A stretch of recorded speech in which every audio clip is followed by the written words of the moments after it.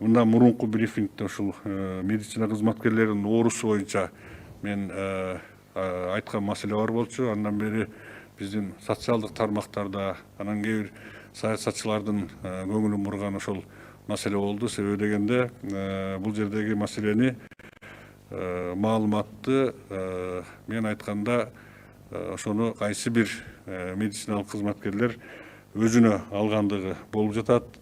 Мен ал жерде маалыматты айтканда бирөөнүн аты жөнүн же болбосо кайсы бир бирөөгө тиешелүү деп бирөөнүн баягы купуя сырын же болбосо ушундай бир бирөөнүн аты жөнүн атоо боюнча маселе болгон эмес. Бул биринчиси. Экинчиси, бул жерде негизги максат, айтылган максат ошол медициналык кызматкерлерге кандайдыр бир чара колдонуп, алардын оорусун ашкерелөө боюнча маселе турган эмес.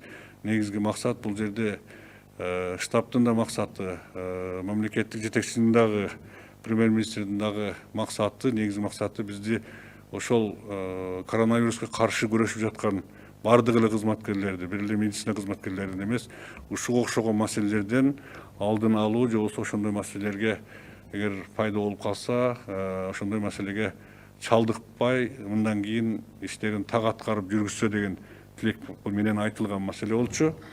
Ал эми жалпы мамлекетибиздеги медицина кызматкерлеринен мен официалдуу түрдө кечирим сураганга даярмын, кечирим сурайм. Эгерде кандайдыр бир ошол маалымат сиздердин бир аброюңуздарга шек келтирген маалымат катары кабыл алынса, туура түшүнүңүздөр, андай ой менен айтылган маселе эмес. Медициналык кызматкерлерге биз колдоо, жардамды ар дайым көрсөтөбүз, көрүп турабыз.